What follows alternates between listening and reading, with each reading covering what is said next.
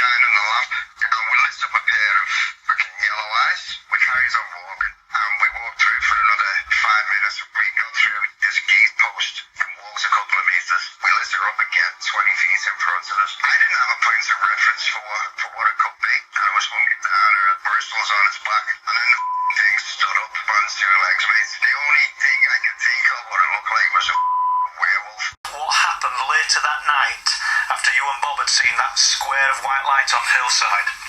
I stayed up late watching a film, and all of a sudden I heard a noise. At first I thought it was thunder, so I turned the TV down, and then I realised it was a growling sound that was right behind me. It was that loud, I could feel my insides vibrating. It was as loud as thunder. The only way I can describe it, it was something demonic. Thank you for joining us, ladies and gentlemen. I'm glad to be back with you on the second edition of Killing Dogman, the Spec Ops from the Deutschland. I called it that because I have my very good friend, military veteran, true American hero, Mr. Bob with me, also known as Bigfoot in Germany. His jersey's been lifted up to the rafters for all researchers to see and admire because he's one of the best. What's up, Bob? Oh, doing good, man. I don't know. You flatter too much, man. I'll just try to be honest. I'm just no broke down soldier, though. So why don't you give the folks just a little bit of a background on your military history? Short summary. Army, airborne infantry, and after a failed terrorist, actually, it was a terrorist attack that me and a friend of mine stopped when I was over here on my second tour, Germany. Got sent off to SOCOM in Florida. Prior to that, it was Army aviation, and got out of the helicopters. Got them shot out from under me in Beirut one too many times. So that's on infantry. But after I got to SOCOM, got to go to all kinds of really cool schools. They have much bigger military training budgets than regular Army. So it was pretty cool. So I got to do SEER school, Pathfinder, air assaults, sniper school. I was getting ready to do, I actually had my choice, either Ranger School or Special Forces course, and got hit again, and that last one put me out. So, member of the Spec Ops community, hadn't actually got the Special Forces Green Beret yet. That's the direction I was probably going to go. But for the most of, all the other parts of the schools I'd gone through already. It was fun. Sometimes miss it today, but I'm too old. You never forget those old days, so.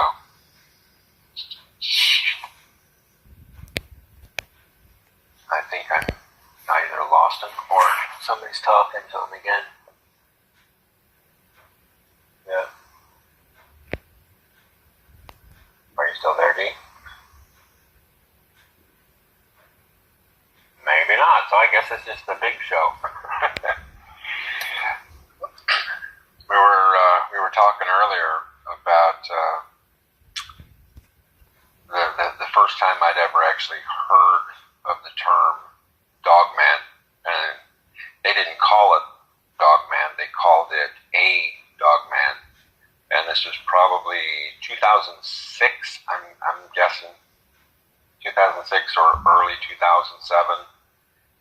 I had been a member of a pro-kill forum, because at that point I was, just kill them all, let God sort them out. And these two friends that were researchers also had two friends that were military contractors. Iraq was in full swing at that time, and everybody seemed to be at home at the time, and they'd gone up to a place that in northern Louisiana called that they termed, nicknames Bigfoot Central, some swampy area up there. I'm not familiar with it very much, but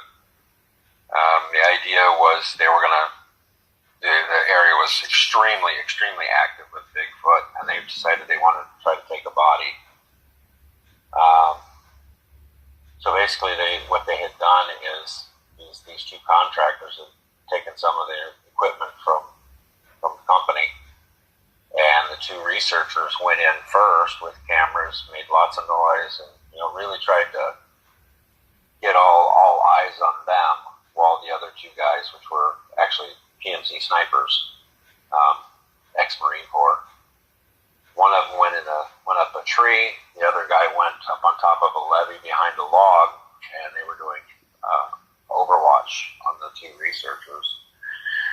They both had flares and night vision and everything else. And the guy that was up in a tree picked up a heat signature from way out there, probably 500-600 meters out, and pulls up his rifle with the night vision on it, and what he saw was not a Bigfoot, although it was upright. They said it had the head of a German Shepherd, but it was upright, and it started sneaking in on the two researchers that were out there making a lot of noise. That's our Dogman, buddy. Yeah.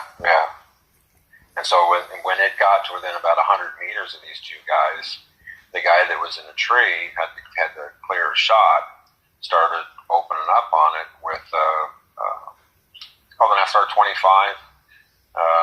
It's a 308 version of like an M16, match grade barrels and all that good stuff. It's a sniper rifle.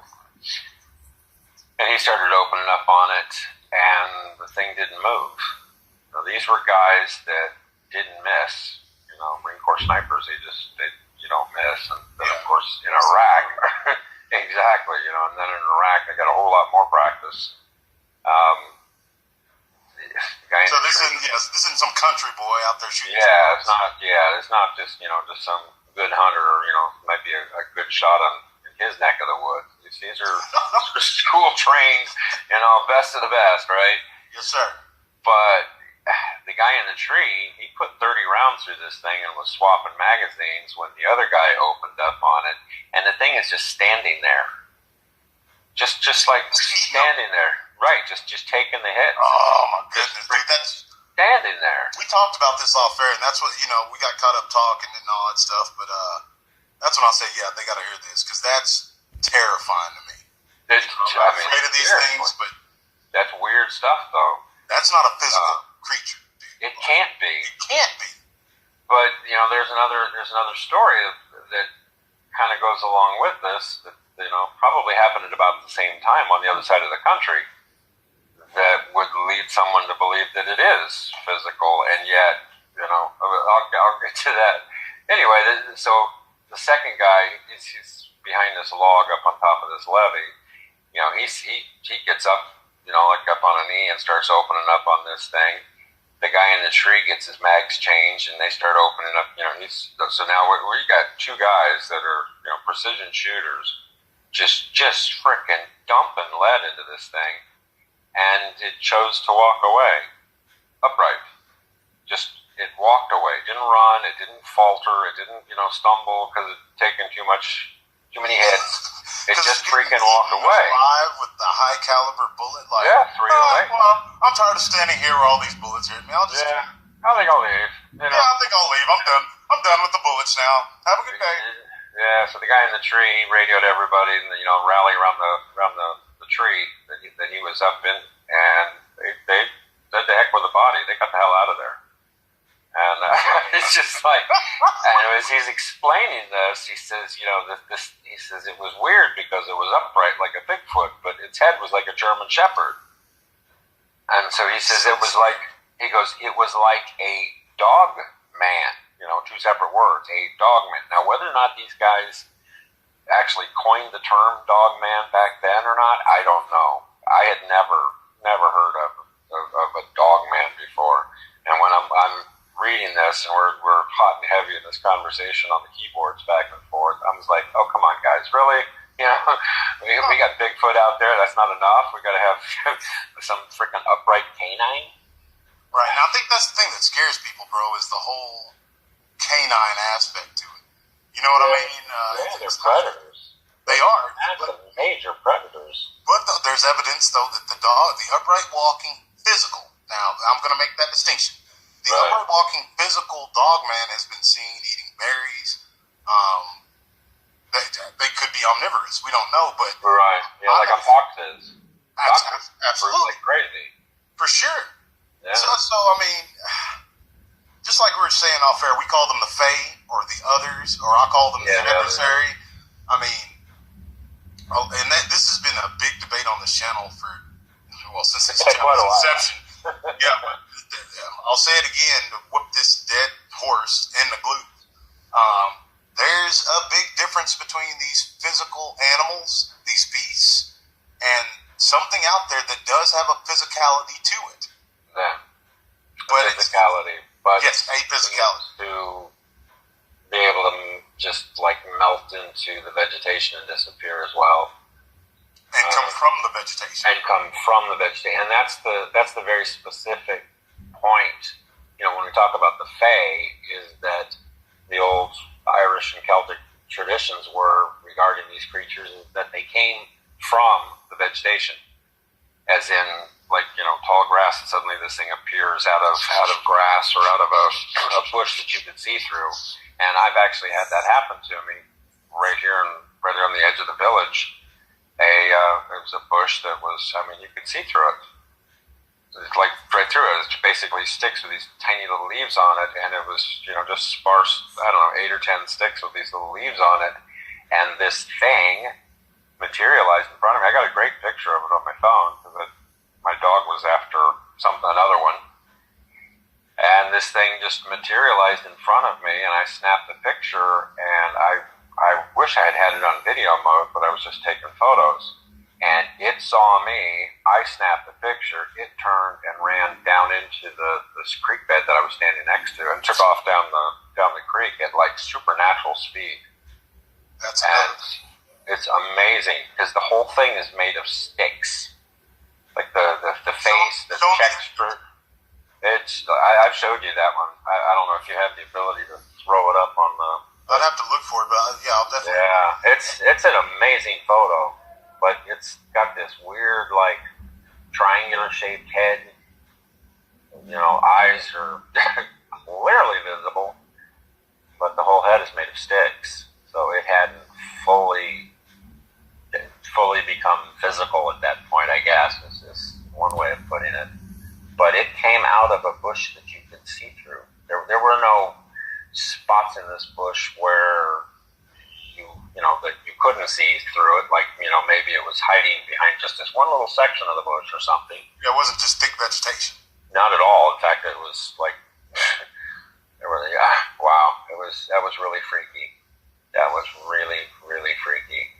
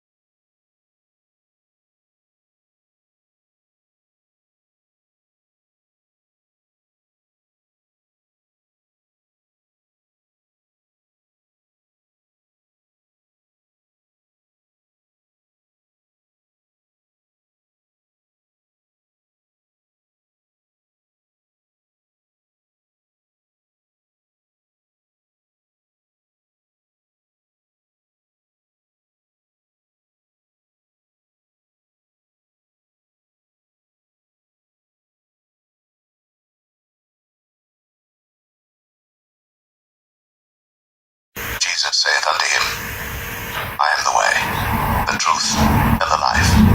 No man cometh unto the Father, but by me. If thou shalt confess with thy mouth the Lord Jesus, and shalt believe in thine heart that God hath raised him from the dead, thou shalt be saved. For with the heart man believeth unto righteousness, and with the mouth confession is made unto salvation.